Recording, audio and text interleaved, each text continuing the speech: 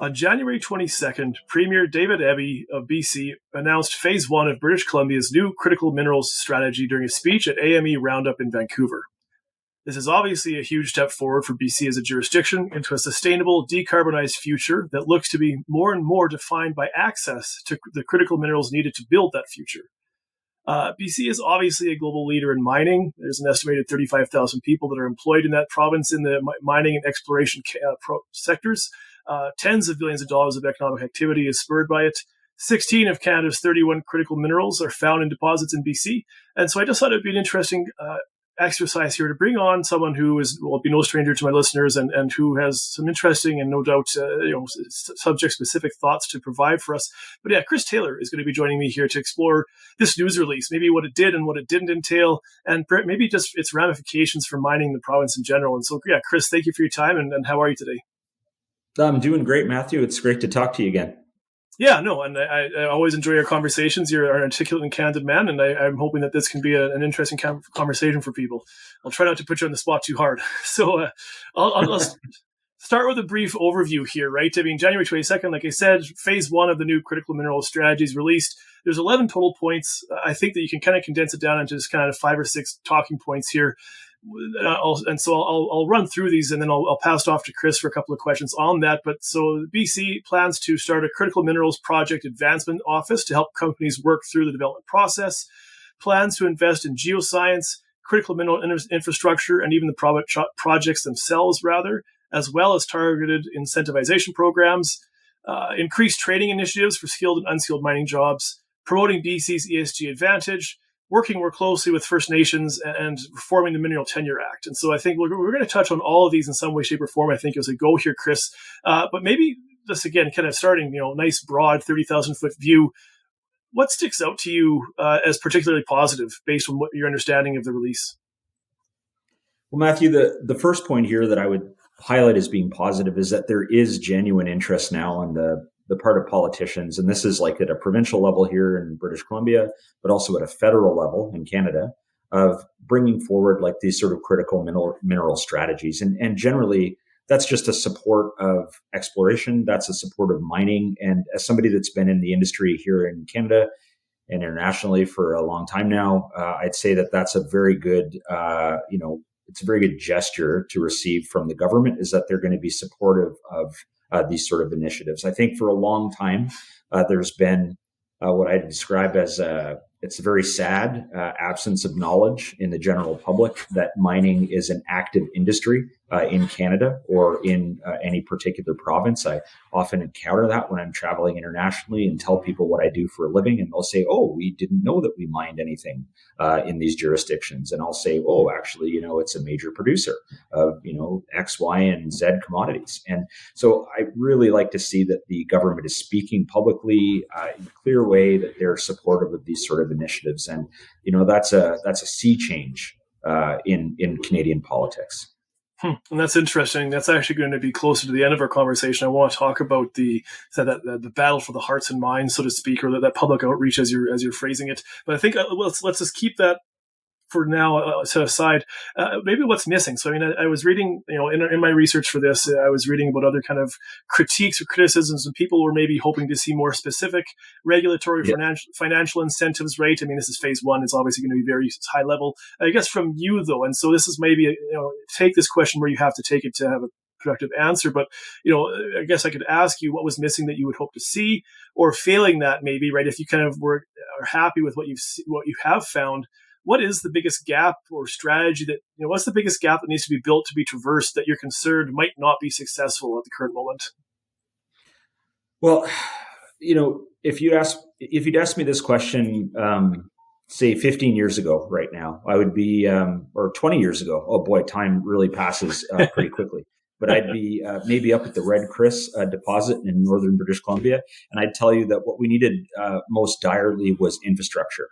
Connecting some of these mineral deposits to the hydro grid, for instance, so they have power to sort of operate more cleanly, more cost effectively. But right now, I'd say from a political perspective here in British Columbia, What you'd really like to see is some clarity around the relationship with First Nations interests in the different areas of the province, and really sorting out of what benefits accrue to who's part of the decision-making process, and a lot of clarity on those elements. Because, it's a very different legislative environment than it was 10 or 20 years ago when I got going, 25 years ago, I guess now, in this industry, because, now we've brought in sort of UN DRIP criteria that are being, there's attempts to integrate that into Canadian law. And this means that, we've instigated some of these policies like free and informed consent when we're interacting with First Nations who have traditional claims on certain territories.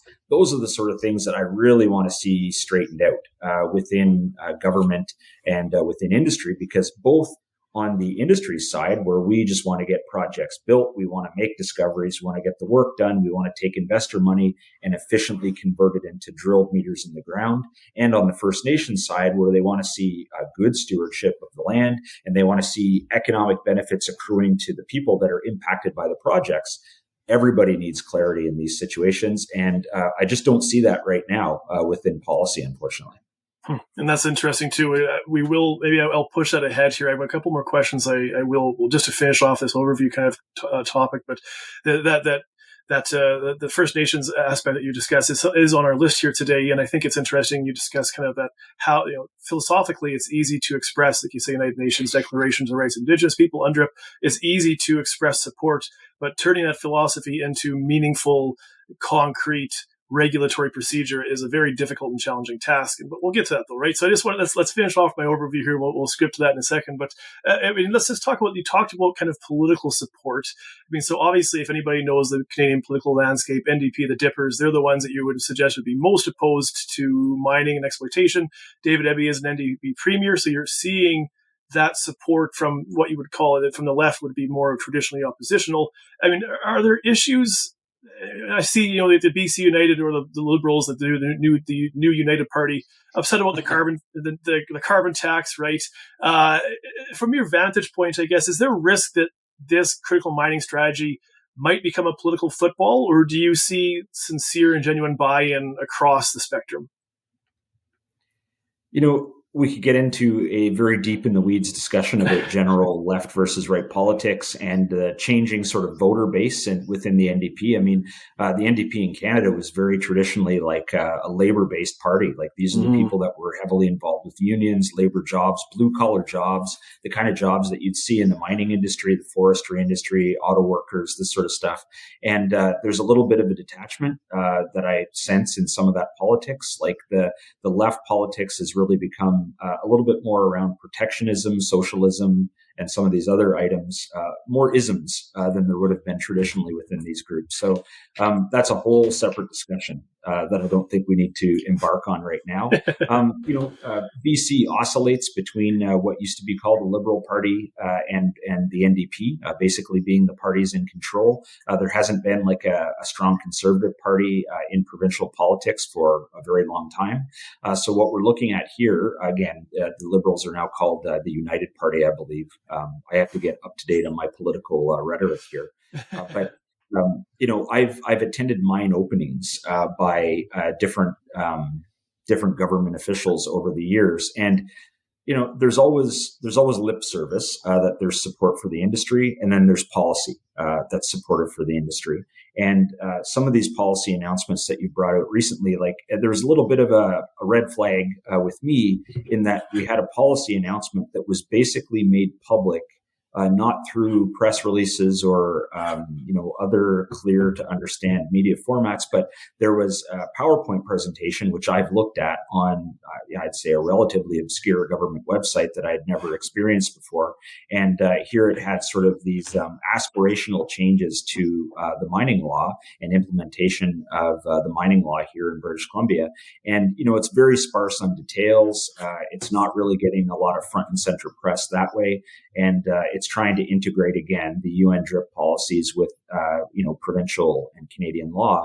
And I'm not a lawyer. I'd be the first one to say about that. In my life, I've read a lot of legal agreements. Usually these are around mineral title access or exploitation, something like that. But there was a great note that was put up by Macmillan, the law firm, when these sort of policies were announced. And I was reading over.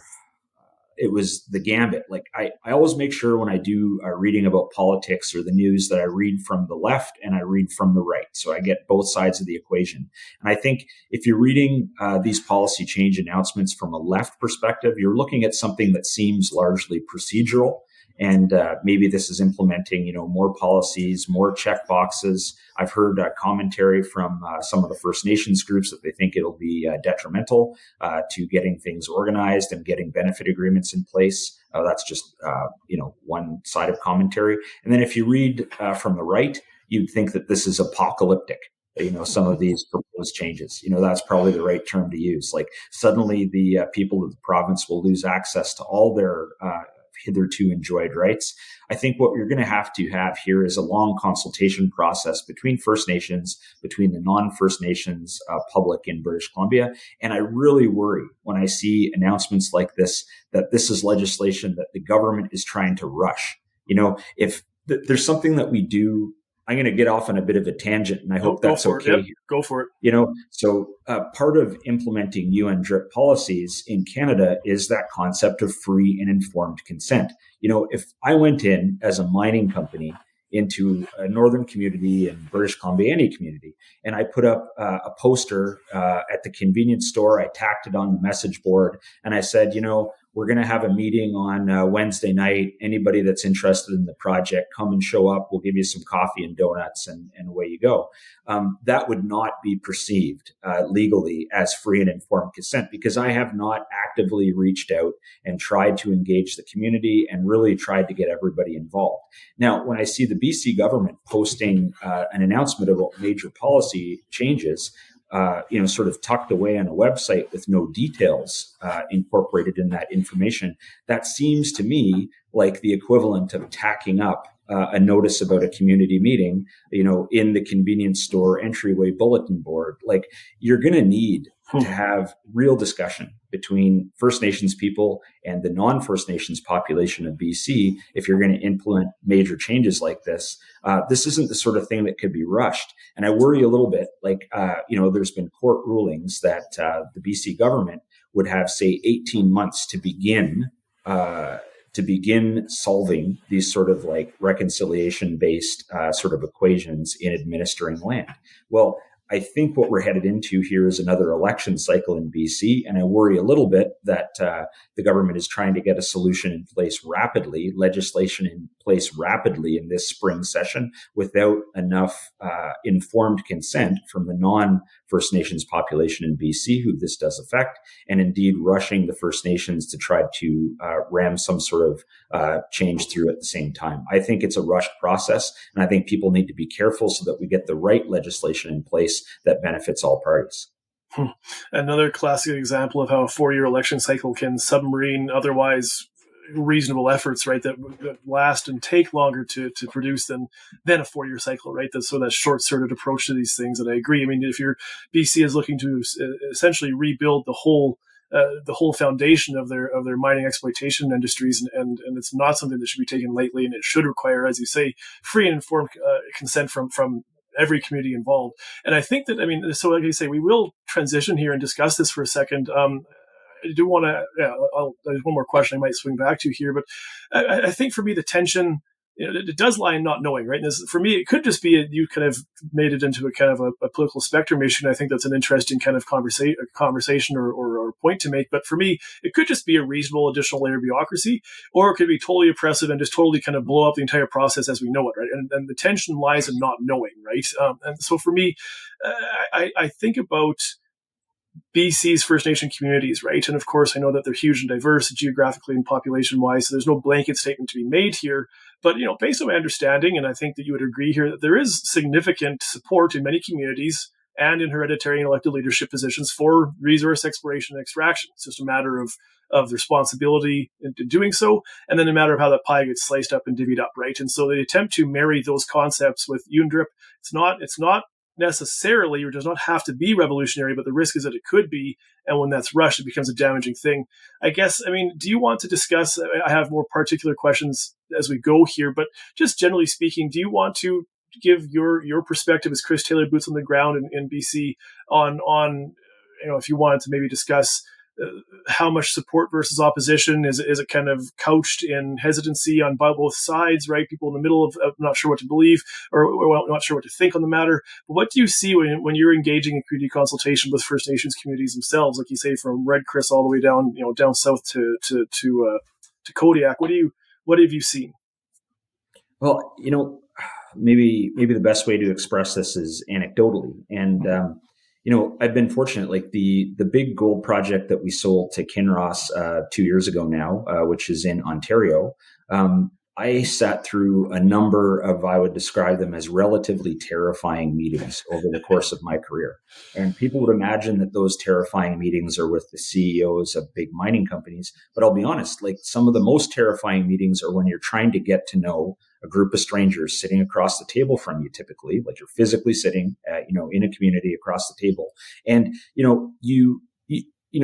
you have a lot of your own personal efforts and interest and financial commitments, and you have investors and everybody else relying on these meetings to go well. And you can't rush it. Like you can't go through a process where you really get to know each other as human beings within, a couple of 2-hour meetings. Like you've got to take the time out. You've got to visit repeatedly. You've got to get to know people on a personal level. And when I bring in that element of fear, some of the smartest people that I've dealt with are First Nations people.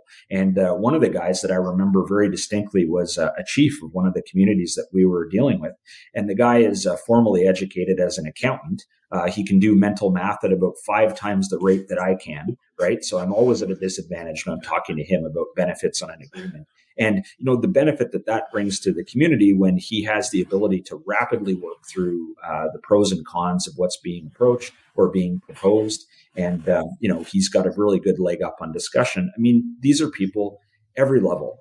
When I work with First Nations, I always find people that I respect in their capabilities. And sometimes that's traditional knowledge. I've had guys absolutely put me to shame, in a fishing competition.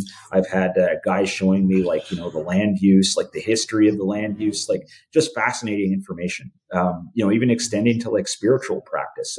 One of the chiefs that I was friends with, and I don't see him enough now that we're not working on the project, but I would still love to. He's a spiritual leader for his community. And I had some of the most interesting discussions of my life with this gentleman. So there's a lot to learn when you have the time to sit down and make meaningful exchanges. You cannot ram through changes in legislation or ways of interacting with communities, and rush those sort of processes. It takes like getting feedback from both sides. So to take it back to your question, I've had wonderful experiences dealing with First Nations people on the projects that I've been involved with. Sometimes you get right into the weeds on the personal difficulties that some of these families have. And a lot of the communities that you deal with are remote. And when you're dealing with small remote communities, a lot of the times there's issues in those communities. We all know that. Like these are groups that are living in isolation and without a huge amount of money or resources. So that leads to problems. And we've seen that firsthand as well. So when you understand it on a human level, you get a lot of that experience in both ways. And we try to provide those economic benefits if a project's being developed in an area where you can see, benefits flow to the community over a very long period of time if it's a money project. So one of the things I've always supported with these groups is that I think, there are mechanisms within the existing mineral tenure system where there's nothing that would block First Nations communities becoming claims owners directly. There's nothing that stops them from, claiming land, claiming mineral titles specifically, and administering those on their own behalf. And I always think about it like so many of these guys are going through formal education now, like they're becoming geologists, they're becoming technicians, they're becoming lawyers, they're becoming accountants. And, these guys, like they're smart. They know the history of their community. They know their community's priorities. And every time I have these kinds of discussions where they could basically become administrators of mineral claims in their own area, they're very interested in the concept. So this is an area where I think there's a role for government to get involved and support those kind of initiatives within the existing legal framework and within the existing system. And ultimately, if you have First Nations groups that own claims and are optioning them out and generating economic benefits from those, they have the ability to generate economic benefits directly. And that is not a burden on government. That is not a taxpayer burden. That is a source of income where these groups can derive income from dealing with mineral exploration companies. That's something I would love to see explored more directly, because these guys are very competent to administer their own lands. But that's not typically the way that our government would look at it. We would look at it in a heavy, more of a paternalistic viewpoint, where government needs to be heavily involved and, I don't know, it's a little bit condescending, but where government knows best and government is handing down the mechanisms to administer these things. I think First Nations have a lot of capability to do that on their own. Where I come across it a bit differently is that I think that they have the ability to do that based on many interactions and conversations I've had within the existing system as well. And that's something that is very seldom explored. It's interesting because that paternalistic government knows best is, if you look at the history, precisely the issues that got us into this kind of mess in the first place when it comes to First Nations iniquity, right? So that's an interesting kind of through line there. I mean, what you're if we're putting a pin in this conversation already and saying that this very challenging and complex discussion is being rushed in a way that could damage it, if this is going to be this generational opportunity could be damaged by rushing it. I mean, when I was thinking that people that are engaging in good faith will engage with good faith, right? If that kind of to be quippy, right? And so when you get, I can already see the risks that you're kind of articulating here, is that if you have a government ramming down an arbitrary deadline to achieve election results or to make sure it's not an election issue, et cetera, that you could have these kind of unintended consequences as ripple effects through, potentially decades, right? I mean, how often does this opportunity come to pass, right? And so, yeah, already I think I see where your head's at. I think that maybe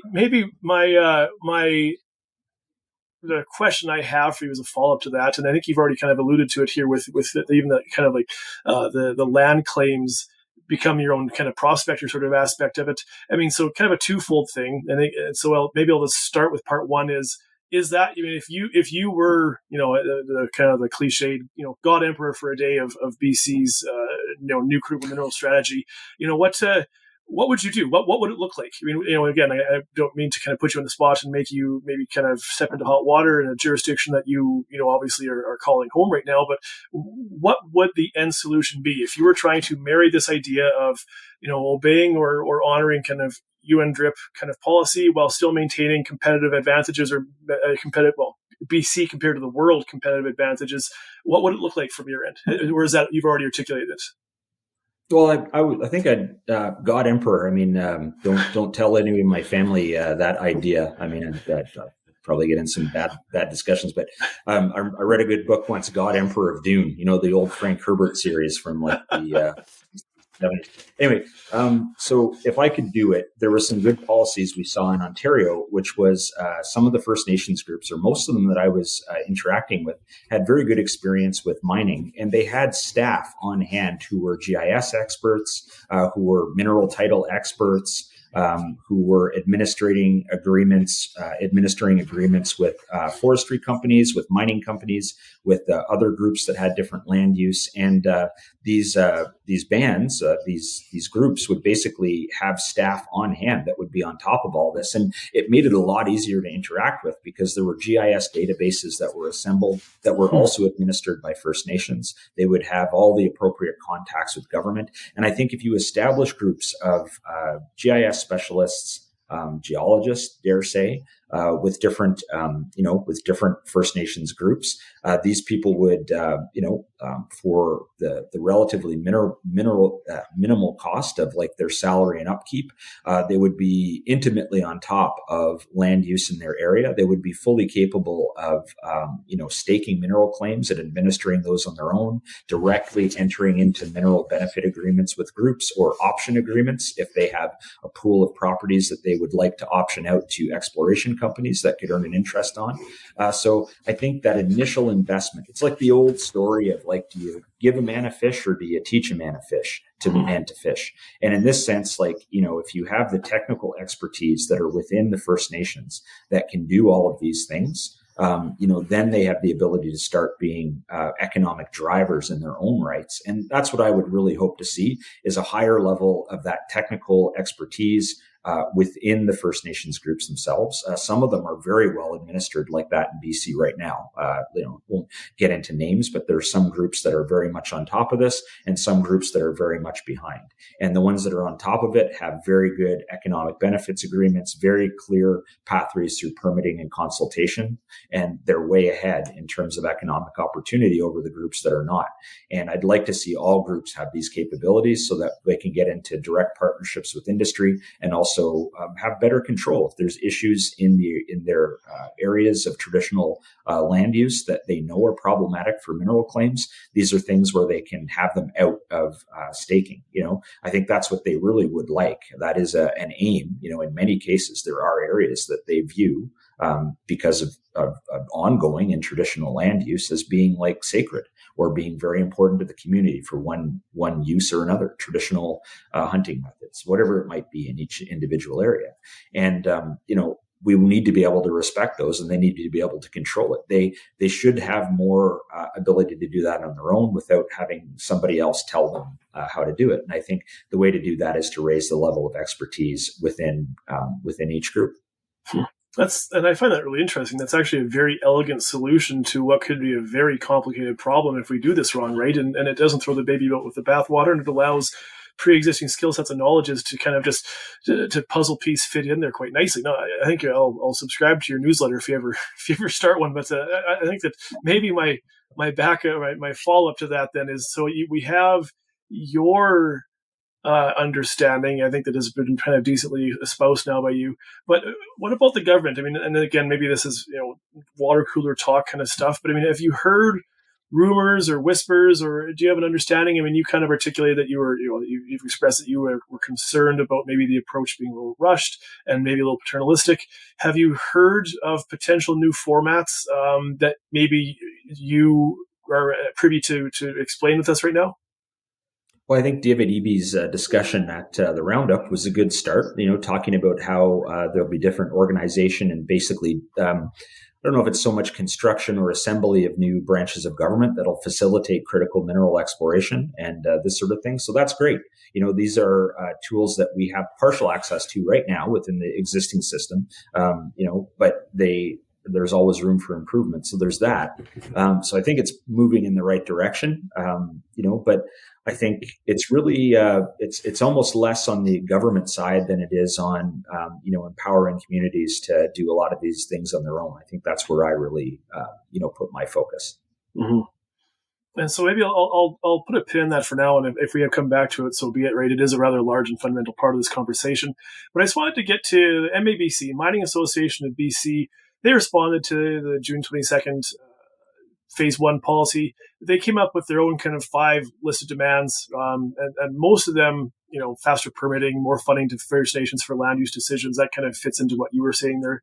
Electrification, investment, training skilled and unskilled workers. But maybe the one that, and this is where maybe we can go back to something you started talking about earlier in terms of Ontario's advantage. And so they talked about trying to produce, now this is financially, and you were talking more about kind of a knowledge base, but maybe this is a conversation on both of these things, but a more competitive framework for BC mines and smelters compared to Ontario and Quebec. And so that was something that they had highlighted as there was a distinct disadvantage. And so they were kind of circling the carbon tax. And this is, again, my concern is a carbon tax.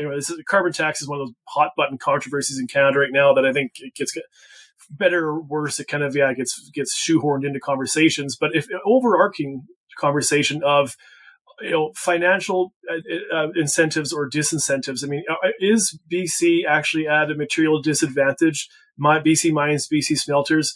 I mean, for me, Ontario, BC, Quebec, it's all hydro or nuclear, almost entirely electric. So from there, it seems like it should be roughly the same, right? But I mean, is there? Yeah, I mean, based on your knowledge you bring to this conversation, without kind of making you go hit the books and go see the accountants do their job, but is BC at a distinct material disadvantage in terms of their pricing for mining and smelting compared to Ontario, Quebec? It's a multi-pronged answer to that. I mean, it's really comes down, like you mentioned already, Matthew, and that's hydropower pricing, right? Like, what do you pay per kilowatt hour for electricity? And that's going to always be a deciding factor on the economics of any mine or smelting project, any major industrial project. So if you remember a few years ago, like this is maybe 10 years ago, getting into the whole discussion about the Site C dam, right? And, there was a lot of opposition to Site C going in the first place. And I remember listening to CBC while I was driving into work and hearing this discussion about how we'll never need this power. The province will never need that amount more of electrical power.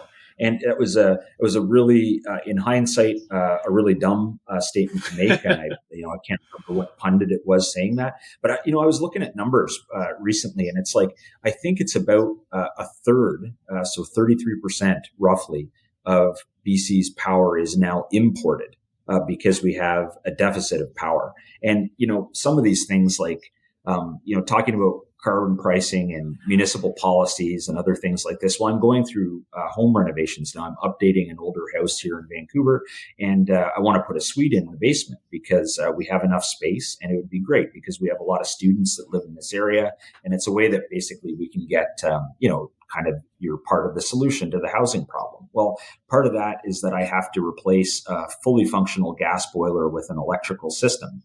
And that's part of the permitting because we want to be able to reduce our carbon footprint. So the city requires it, right? Now, the city is requiring us to replace a functional gas system with an electrical system when we're in a power deficit, a power production deficit in this province, which will be partially improved by the time Site C comes online. So, when you're bringing in carbon-based policies, you have to be careful that you're not implementing carbon-based policies before the grid, the infrastructure exists to be able to basically accommodate these policy changes. And, it's very nice on the one hand to think about replacing, we don't have like coal generation or anything like that of any significant effect here in BC anymore. I think it's like 93 or 94% of the electricity generated is basically hydropower, right? But when you're thinking about other provinces, other jurisdictions, I don't want to wander too widely on this, but I remember in the cold weather recently in Alberta, we have a cabin in Alberta, and I had issues. Again, I had a boiler break there because it was so cold, but the entire renewable electrical grid based on wind power in Alberta shut down. It was like running at 0.01% of capacity because it was basically too cold. So you've got to be careful when you implement these changes to the grid that you're going to end up with something that's actually reliable under adverse weather conditions. And that's going to be an issue as we switch more to renewables. Now, BC doesn't really have that issue, but if we keep electrifying the infrastructure, we keep adding more electric vehicles, and we keep bringing in lots more people every year, and these are all trends that we see ongoing, we've got to think about that infrastructure availability, and we've got to think about when we want to be implementing something like carbon pricing and controls through municipal legislation on when people are upgrading to electrically based systems.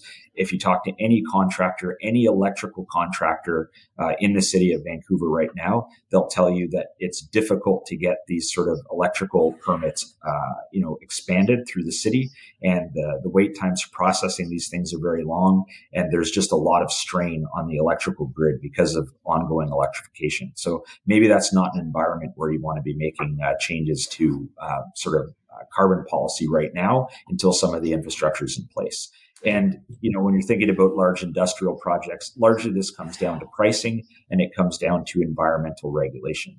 And, you look at, the Trail smelter here in BC. Trail has been in operation for a very long time. There is significant environmental impact in that area from those operations. Everybody knows that to be true. And you'd be looking at then from a competitive basis, comparing that sort of ongoing electricity pricing, environmental regulation versus other jurisdictions in Canada. I still think, personally as a Canadian, I want to see as much of that activity take place onshore as possible under strict environmental regulation instead of just offshoring it to Asia or other parts of the world where it's going to produce byproducts and pollution that aren't monitored and are quite harmful. It's all one planet after all. We're all sharing. So I prefer to see that work going on here. And I'd prefer to see the implementation of, say, carbon saving policies to the point where our grids and other infrastructure can support those changes. Well, it's well said, and I was just find it on my phone here to confirm I still had it, but it was a conversation I was having with a follower of mine, and I'll pull up my soapbox here, and I'll try to be brief with this. But the decarbonization thing, or the carbon credits, and our efforts to decarbonize our industries and economy, I find it just to be really kind of deflating how much of a political controversy it's become, because I don't think it had to be, right? I think that if I said we could produce cleaner, more sustainable power, without any sort of deleterious side effects to the environment or to people's health, that's a good thing, right? But as you kind of alluded to, and this is why I bring this up, is that we've had this kind of philosophical approach, and this is like kind of returning to conversations we had 20 minutes ago at the start of this conversation, but where you have philosophy without any sort of necessarily rigorous ties to reality, and it's trying to kind of steer the boat. And so we're getting way over our skis in this, right? And so you have what I think is kind of objectively a good thing, clean energy and et cetera, but it's being implemented in such a haphazard manner and kind of being so, and again, kind of if there's a theme developing here, this sort of too rapid and not intentional enough sort of transition, where it's just not being done properly, which is turning people that could be allies into opponents of it, right? Because they're seeing, like you just saw, what you spoke to, like the Alberta's power issues, right? And that sort of thing where, a concerted, intelligent, managed transition, I don't think you would get a whole lot of kind of ideological opposition, but now it's become such a controversy. It kind of makes me sad because it's making this a much more difficult and challenging thing to actually pursue. Now that we're actually maybe trying to put real money into it to try to actually make it happen, 5 years after he said that it's going to, the oil's dead and we'll never have to burn any more hydrocarbons ever again, right? And so now all of a sudden reality is kind of slapping us in the face. And yeah, just like you say, as a personal side, right? So maybe let's just this kind of BC versus Ontario, Quebec. I'm trying to be wary of the time here. We're already kind of starting to stretch this to the point where I don't want us to get too into the weeds, right? But are there other advantages, like you say? I mean, you have some nice experience in Ontario. You can kind of to draw on here. Are there things that Ontario does that you would like to see BC do? And this is on a very kind of general level, right? Not in terms of any particular subtopic, but just generally, what does Ontario do with its mining exploration that you think BC can learn from? Well, one of the big advantages in Ontario as a jurisdiction is like this generally settled land claims with First Nations. That's a great thing. And what it means is when you're going through a consultation process, you can go to the government and they'll tell you at this stage, you're going to talk to this First Nation and this First Nation and this First Nation. And largely it's based on a radius around the project. Like if you're looking at my beautiful face sitting in front of you here, say my eyeball is the project. And then your first consultation sphere is like my orbit of my eye socket. Your second consultation sphere is out like past my nose. And then as you get further to actually building a mine, you're consulting further and further because presumably the impacts are broader and broader. And but you have a list, like it's specified who you speak to at each stage of the process. It's going to be your local First Nations. You're going to be speaking to the Métis at part of that in most cases. And then your communities, you're going to be going out in scope like that. In BC, it's a little different. The issue here is that you have 203 different First Nations. You don't have a settled land claim scenario, right? So, and you have competing interests, like overlapping interests, like in these traditional areas of land use, they overlap. There's connections between the different communities. People have moved from area to area. They use different areas at different times. So this might mean, and say that Southern British Columbia, you might have 20 or 30 different First Nations that have overlapping land claims on an area, and these are not firmly defined. And the government will not step in that process and tell you which of these guys are prioritized that you need to talk to. And you're interested in it as industry, and the First Nations are interested in it as well. And the reason is pretty much the same. Like if you're going to produce a big mine, there's going to be a lot of employment. There's going to be a lot of direct economic benefit. There's going to be a lot of money produced out of the products that you're mining if it's a good mine, right? So you want to be able to split those benefits like fairly. And like, how do you do that? If you have to negotiate 20 or 30 different separate benefit agreements with the First Nations in the area of your project, who is the most impacted? Well, they're each going to have a different view of who is most like closely benefited or impacted by the project. And those views are not going to reconcile with each other. So this could be very challenging, in order to advance a project. And you want to do it fairly. Like you don't want anybody to get screwed over or left out in the cold on the benefits from a project when there's a legitimate, impact or legitimate benefit that they can reap from that project. So you want to do it fairly, and you'd really love to have, government be able to tell you at these stages, you left out group, the 17th group down the list. Well, really, there was no way to quantify the way that they're impacting or benefiting from that agreement. You can't take a pie of benefit from a project and divide it up 30 different ways. That's very, very difficult. So you have to understand early on, the company is taking the risk. The company is putting the investment interest in it. Its shareholders are on the line for that, right? And the First Nations communities that are directly or closely impacted by this, they're taking on the environmental risk. They're taking on the responsibilities for, cooperation on those ends, on environmental monitoring and other things. And they have the benefit of having the jobs and everything else that's involved too. You want to be able to partition that fairly. So maybe take a page out of the Ontario book, give a prioritized list for consultation to smooth it along. And then one of the things you can do is the groups that are going to be closely impacted, they can have cooperative agreements in place where as the mining company, you go in and you say, okay, it's going to be these 3 groups or these 5 groups that have a pre-existing cooperative agreement in place that we can sign an agreement on a mine benefits agreement with them. And that's going to have a defined set of benefits and other opportunities and obligations in there. And that would be a lot smoother. And that would be more like the Ontario model for what we see. Interesting.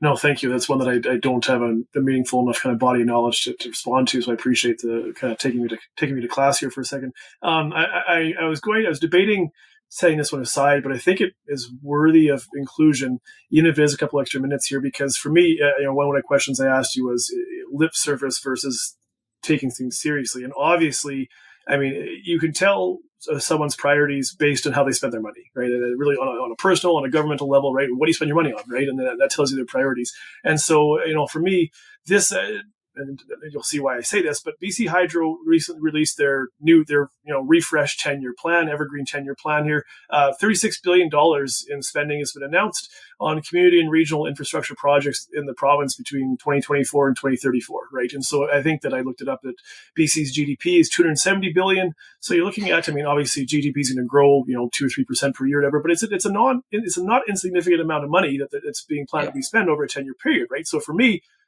good, right? That there's a demonstration of that they're taking this seriously because, again, you just talked about it, right? The cost of power is a defining cost for mining. And so this ability, and this is, government subsidies, but not really government subsidies. This is building out a government infrastructure that benefits everybody, right, in that area, right? But it's a 50% increase over the last 10-year plan. And it includes $10 billion for projects that include electrification and emissions reduction, right? So as a miner in BC, that has to be a net positive objective good. And maybe I will just kind of streamline it down though. There's other questions that I'll sacrifice just to ask you. How does this funding work, right? I mean, for instance, just maybe permitting 101 or government applications 101 for people. But how does this work? I mean, can individual projects, if you've got you're 100 kilometers south of the Yukon border, is this something that you apply for on an individual project level? Can you, and more generally, can you shed light on the application process in terms of turnaround time, selection criteria, rejection or acceptance rates? I mean, how much of a challenge is it actually to tap into these kind of pools of dollars? Well, I haven't gone through this recently in British Columbia. It was a process when I was working at Red Chris for Imperial Metals back in 2005 to 2009. And basically they, at that point there was the what did they call it? The Northwest Transmission Line, or can't remember the term of it, but it went up and actually provided it ended up going in at the time the mine was being built. And, it was up to local communities and industry proponents to demonstrate the economic advantages of having their projects plugged in. And ultimately, Imperial Metals at that time ended up paying for the last part of the transmission line extension up to their project on their own, right? So that was part of the initial build cost. So unfortunately, Matthew, I can't give you any detail about the BC process, but generally you would rank, the economic benefits to the communities and on a taxpayer basis to government, and they would make decisions accordingly. There was an ongoing power line expansion in Ontario that we were dealing with the Great Bear project, which is very much under, that's how the government would look at it, and they would look to the communities to show their need, and they would look to industry to show the advantages in terms of tax flow and other things by having the project built, right? That gives them an order of prioritization. Sure. Okay. And so there is, how significant, again, just based on your knowledge base, how significant is company input in that process? Though it's very significant. Company ends up having to produce studies, on their own dime to demonstrate the advantages of their project going forward, right? So there's a financial and time commitment on the company side, and it's quite time consuming to interact with the different levels of government and the power utilities on that side as well. It's a multi-step process. Sure. No, thank you. Yeah. And complex and like you say, probably doesn't fit within the scope and scale of this conversation at this point either. So two more questions here, and hopefully people's eyes refrain your eyeball rolling if you're listening, but we're going to discuss kind of the ESG more specifically. I just think that it gets a bad rap, and I don't think it has to. I mean, it's one of those things where lip service kind of does more damage than it should. I mean, it's just best practice, right? If I said to you, do you want your mind to conduct best practice, then people will say yes, right? And it's just, but I mean, whatever. This is me again. This kind of I'll sidestep my personal editorials too much, but then let's just, I think we'll transition to the end then, Chris. And this is, it's going to be, what I appreciate is that, and I kind of was looking forward to this, that you have very actionable experience and a lot of wealth of knowledge and experience to draw from. And I appreciate this conversation from that perspective. But we're going to kind of reel it back to, again, a very more philosophical conversation here. And this idea of winning hearts and minds, there's a significant opposition, right? And I guess you might say that there's a pretty steep cutoff in the industry, even right after Gen X, right, for involvement, right. There's a bit of a gray revolution that threatens a lot of lost knowledge and ability and services, and serves as a potential kind of severe bottleneck for future programs. And I would say similarly that there's a similar drop off in support among younger generations, and you kind of yourself expressed this too earlier in our conversation, for extractive industries. And I see now at PDAC there's even a short course on how to attract millennials to your project, which I thought got a kick out of me. It's not just slap some memes onto your Facebook page or on your Twitter account, but obviously that this can threaten the variability of these projects and industries to move forward, right? And so, if it's not obvious, I'll say it again, right, that I come at this from the perspective of someone who I believe deeply in environmental and labor best practice. I don't want to see rivers poisoned. I don't want to see workers exploited. And I recognize that, mining does have a pretty mixed history in that way that stains its current reputation. And to be blunt about it, that's pretty fair at times, right? I mean, I'm looking in BC from the numbers I saw. There are over 1,800 abandoned mines in BC as of 2003, which is the stats I can find, of which over 1,100 pose public safety and health risks, right? And I mean, you've even looked back 2014, Mount Poly, the tailings disaster. That's going to be a difficult thing for this industry to shake, right? But I would still argue, and this is something that you kind of talked about, you go around the world and people don't even understand that Canada's a mining industry. This is something that, that I, in my own friendship group, kind of, you start beating your chest and pull out the soapbox again, right? But I mean, I really do, right? If you, it's almost like a logical exercise for me, right? That if you feel the need that we need to decarbonize our economy, but you also believe in maintaining best practice in terms of environmental and labor codes, the objective best place to build a mine is Canada. There's nowhere else to build it than Canada, right? I mean, you're not exploiting child slaves in the Congo. You're not, recreating Mordor in Indonesia for nickel, right?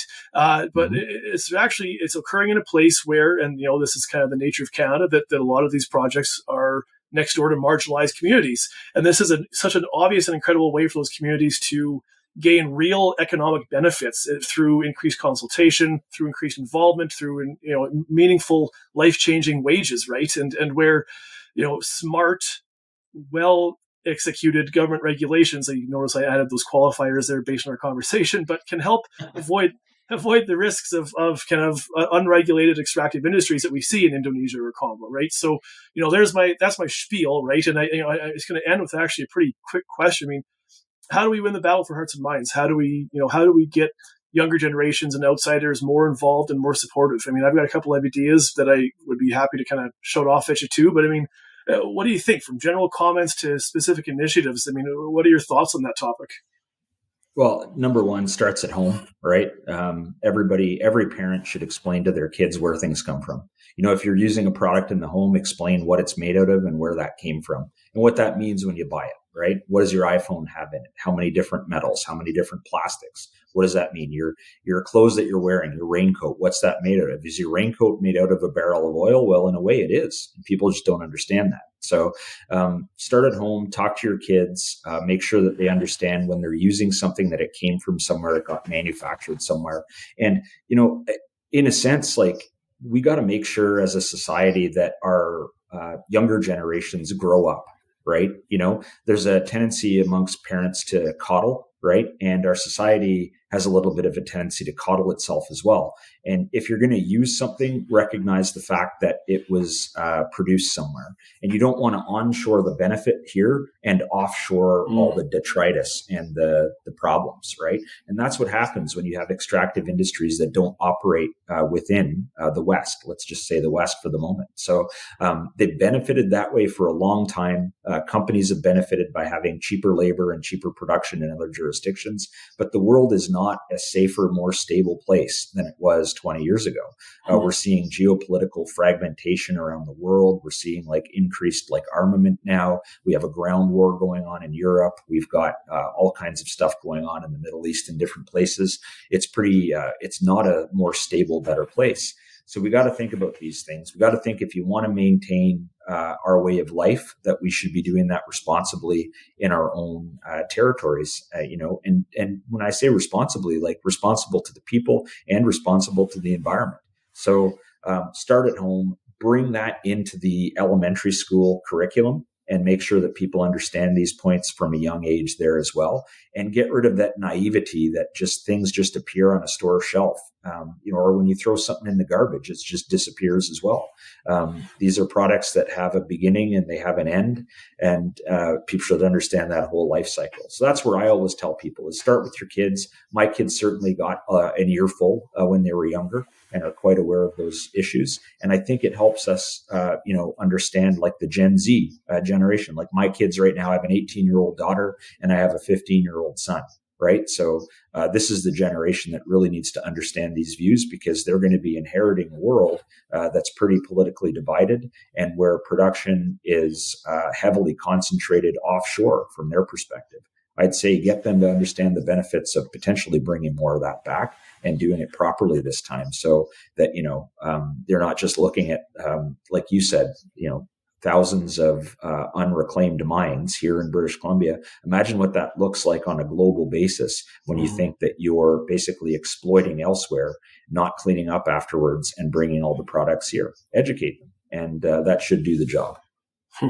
Did you see that? Well, we're nearly done here, but did you see that? Did you ever watch that the Idris Elba documentary from the World Gold Council? I'm wondering if maybe you got to get AME or the BC Mining Association to make a little fancy documentary and see if Idris Elba will show up for it. Well, it's not going to be me. Nobody will listen to that one.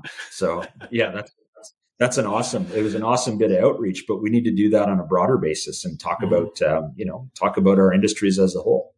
Mm-hmm. Yeah, stop being embarrassed, right? I think that's the thing. There's a lot of excuses, and again, looking at the history, there are some bills to pay rhetorically there, but stop being embarrassed. It's a forward-looking and future-facing industry. Chris, final thoughts? With all these things, we talked about a lot of government, and there's this image that keeps coming into my mind, and it's really weird. It's like it's running a marathon, right? So you can run a marathon by yourself, right? If you train hard and you work hard and you prepare hard and all this, And you can actually run a marathon probably with your leg tied together with somebody else. Like you're directly tied to another person and you're doing a 3-legged race. Well, if you're really coordinated and you try really hard, you can sort of run a marathon that way. But we got to be careful, with changes of policy. Like, how many people can you be tied to at one time and still be able to run down the track together, right? Run down the road together. So, whatever policies are going to be in place, somebody needs to have a final decision-making capability. Otherwise, nothing ever gets done, right? Like in every human relationship, whether it's a family or a partnership or whatever it is, there's always a casting vote. Think about who's got the casting vote in these kind of scenarios, because if we want things to happen, we can't be bogged down in, perpetual bureaucracy, or we can't be running down the road tied to too many different people. So we've got to prioritize like who is benefiting from and impacted by things like mining projects, have that sorted out on a consultation basis at, the provincial level in government, and that will make sure the projects can actually go ahead. Well, yeah, thank you, Chris. I was looking forward to this conversation, and yeah, it was something that I'm glad that I had it. It's enlightening and a lot of new things for me to chew on too. And I hope that if you're listening, that you've found it similarly sort of insightful. So yeah, thank you, Chris Taylor, for your time, and we'll talk again soon, hopefully. Okay, thanks, Matthew. Yep. Awesome. Thanks.